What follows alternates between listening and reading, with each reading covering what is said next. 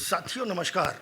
उत्तराखंड के बहुचर्चित अंकिता भंडारी हत्याकांड में आज कोटद्वार के कोर्ट ने जो है एक बड़ा फैसला सुनाते हुए तीनों आरोपियों को जो है उम्र कैद की सज़ा सुना दी है। अंकित, सौरभ और पुलकित तीनों को जो है कोर्ट ने जो है उम्र कैद की सज़ा सुना दी है।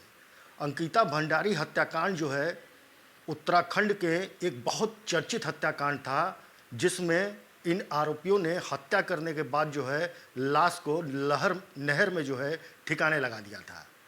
साथियों, सबसे चौंकाने वाली बात यह है कि जिस तरीके से इन तीनों ने हत्या की प्लानिंग की थी, उसके बाद जो पुलिस को इन्होंने जो थ्योरी बताई थी वो काफ़ी चौंकाने वाली थी। साथियों, दरअसल अंकिता भंडारी एक बहुत ही साधारण परिवार से आती है और वो पौड़ी जिले के एक गांव की रहने वाली एक साधारण परिवार की एक लड़की थी, जो अपने परिवार के सपने को साकार करने के लिए और परिवार को चलाने के लिए जो है ऋषिकेश के वनतरा में जो है वो रिसेप्शनिस्ट की नौकरी जो है एक रिसॉर्ट में करती है। और ये रिसॉर्ट होता है पुलकित का। पुलकित जो कि इस पूरे घटनाक्रम का जो है मुख्य आरोपी है, जिसको उम्र कैद की सज़ा हो चुकी है।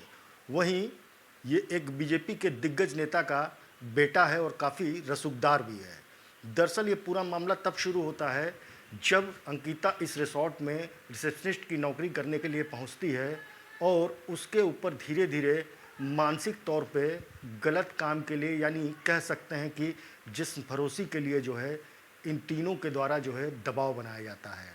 इसी बीच में अंकिता को लेकर के ये तीनों जो है ऋषिकेश के पहाड़ियों पे घूमने के लिए जाते हैं और फिर जो है 18 तारीख से जो है 18 सितंबर 2022 से जो है अंकिता भंडारी जो है लापता हो जाती है।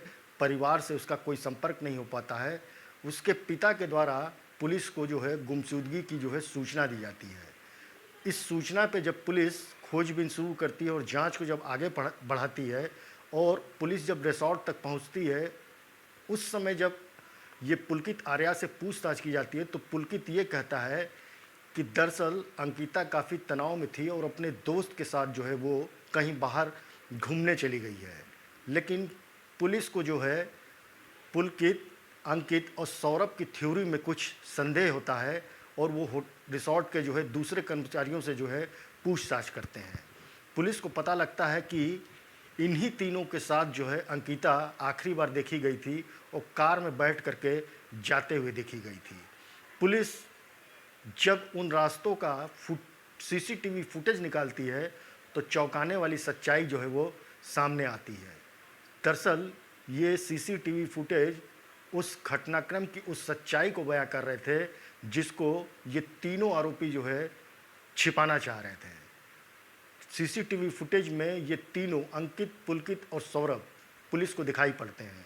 कड़ाई से जब इनसे पूछताछ किया जाता है तो तीनों आरोपी ये स्वीकार करते हैं कि अंकिता पर जो है गलत काम के लिए दबाव बनाया जा रहा था और अंकिता तैयार नहीं हो रही थी। इस वजह से जो है अंकिता को जो है रिसोर्ट के पास में जो नहर है उसमें धक्का दे करके जो है मार दिया गया।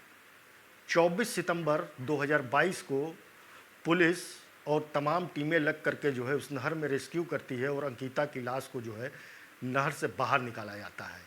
लेकिन साथियों, तब तक उत्तराखंड में जो है धीरे धीरे मीडिया ट्रायल भी शुरू हो चुका था और साथ में जनता जो है इन आरोपियों के खिलाफ सड़कों पे आ चुकी थी और तमाम जगहों पे जो है जहाँ से ये आरोपी जुड़े हुए थे उन जगहों पे लोगों ने आगजनी भी कर दिया था। लेकिन मामला काफ़ी हाई प्रोफाइल होने के कारण जो है धीरे धीरे इस मामले में जांच चलती रही और कोटद्वार के कोर्ट ने जो है आज इस पूरे मामले पे जो है अपनी सुनवाई पूरी कर ली और तीनों को जो है दोषी करार दिया और साथ में उम्र कैद की सज़ा भी सुनाई।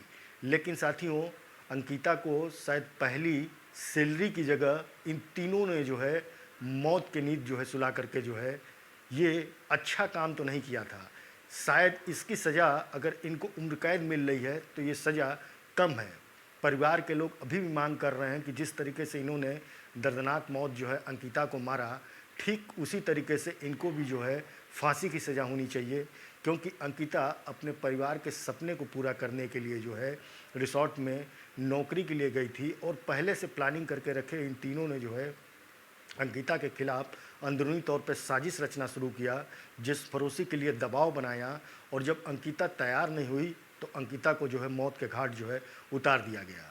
साथियों, हमारा वीडियो अगर आपको पसंद आया होगा तो इसको लाइक करिएगा, शेयर करिएगा और साथ में चैनल को सब्सक्राइब भी करिएगा। नमस्कार।